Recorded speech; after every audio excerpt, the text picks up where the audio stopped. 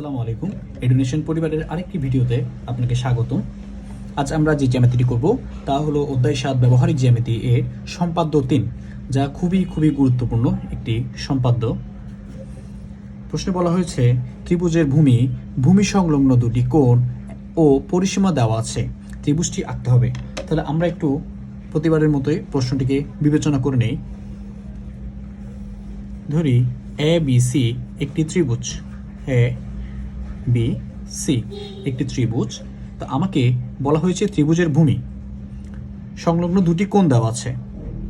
তো আমি যদি এ বিকে ভূমি ধরে নেই, তাহলে ভূমি সংলগ্ন দুটি কোণ অর্থাৎ ভূমির সাথে লাগানো দুটি কোণ, তাহলে একটি কোণ আমি এ এবং একটি কোণ বি, আমি নামকরণ করি এক্স এবং ওয়াই। এবং পরিসীমা দেওয়া আছে, অর্থাৎ পরিসীমা বলতে আমরা কি জানি, পরিসীমা অর্থাৎ ত্রিভুজের তিন বাহুর সমষ্টি। এ বি, বিসি এবং সিএ এই তিনটা বাহুর সমষ্টি দেওয়া আছে এবং ত্রিভুজটি আঁকতে বলা হয়েছে।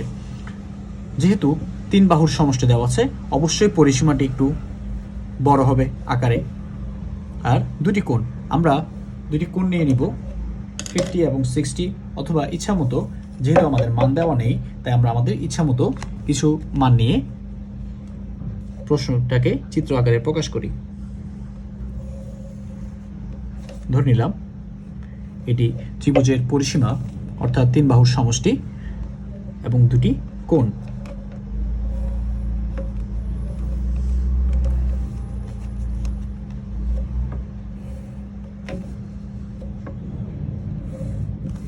একটি কোণ এক্স এবং একটি কোণ ওয়াই। এখন আমরা আমাদের মূল চিত্রে চলে আসি।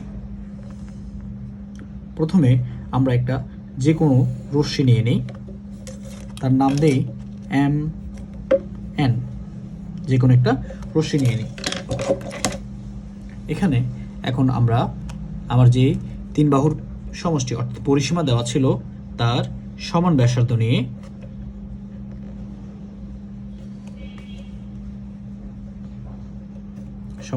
নিয়ে এম বিন্দুতে বসিয়ে এম এন রশ্মির উপরে একটি বৃত্তচাপ কেটে নিই। ধরি বৃত্তচাপটি আমার এম এন কে ও বিন্দুতে ছেদ করেছে। এখন আমরা এম বিন্দুতে যথাক্রমে এক্স কোণকে স্থাপন করি।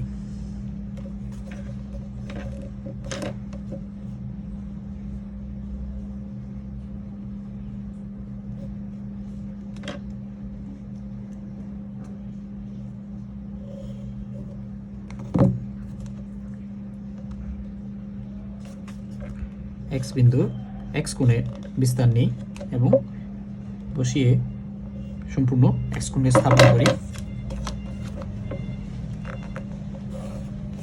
এবং একটি রশ্মি এম এইচ অঙ্কন করি। অপরদিকে আমরা ওয়াই কোণের সমান করে ও বিন্দুতে একটি কোণ স্থাপন করি।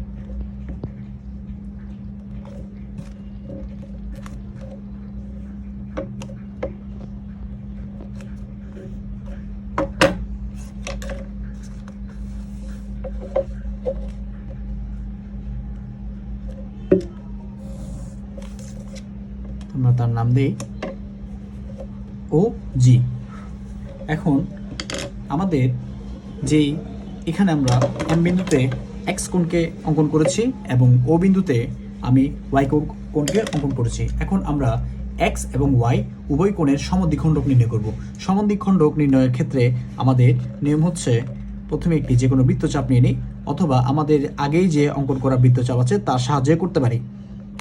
আমরা এই যে ইন্টারসেক্ট পয়েন্টে কাটা পেন্সিল কম্পাসের কাটা বসিয়ে এই যে বিস্তার তার সমান অথবা তার চেয়েও বড় নিতে পারি, নিয়ে এ পাশে একটি বৃত্তচাপ অঙ্কন করি। সমান ব্যাসার্ধ রেখে এই ইন্টারসেক্ট পয়েন্টে কাটা বসিয়ে অপর একটা বৃত্তচাপ অঙ্কন করি।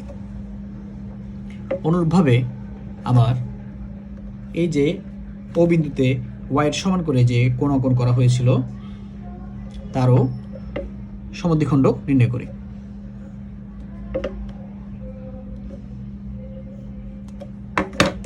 এবং সমদ্বিখণ্ডককে যুক্ত করি।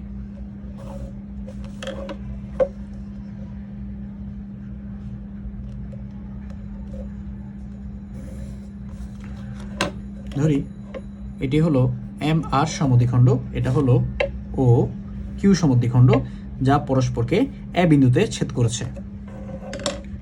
এখন আমরা এম বিন্দুতে এক্স কোণের যে সমদ্বিখণ্ডক নির্ণয় করেছিলাম তা এক্স কোণকে সমান দুই ভাগে ভাগ করেছে।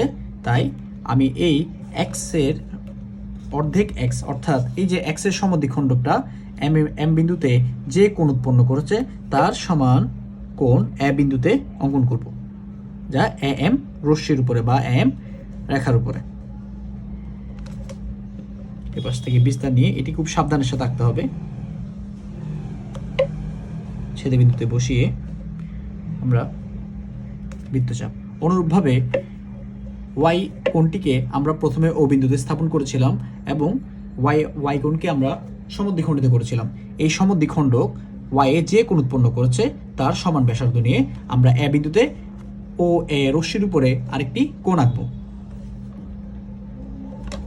প্রথমে আমরা একটা বৃত্তচাপ নিয়ে নিই, যা এ বিন্দুতেও ও এ রশ্মির উপরে আঁকি এবং হাফ ওয়াই কোণের সমান নিয়ে বসিয়ে নতুন কোণটি অঙ্কন করি।